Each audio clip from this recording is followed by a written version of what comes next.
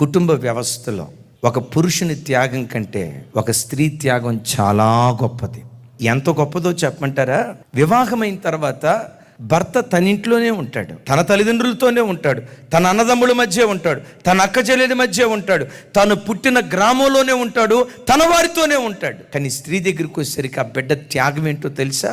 వివాహం అనే ఆ ఒక్క వ్యవస్థ ద్వారా 25 సంవత్సరాలు పెంచి పెద్ద చేసిన ఆ పేగు బంధాన్ని తెంచుకొని, పుట్టిన గడ్డను విడిచిపెట్టి, పుట్టి పెరిగిన ఇంటిని విడిచిపెట్టి, ముక్కు ముఖం ఎరుగని మనకు నమ్మి తన ఇంటిని వదిలిపెట్టి, అమ్మా నాన్న వదిలిపెట్టి, అక్కాచెల్లెలను వదిలిపెట్టి, అన్నదమ్ముళ్ళందరినీ విడిచిపెట్టి వచ్చి వివాహ వ్యవస్థ ద్వారా మన ఇంటికి వచ్చి తన ఇంటి పేరు కూడా మార్చుకొని అంత త్యాగం చేసుకుంటుంది. ప్రతి భర్త తన జీవితంలో దేవుని తర్వాత ఆ తర్వాత స్థానం తన భార్యకి ఇచ్చేటువంటి వాడిగా ఉండాలి.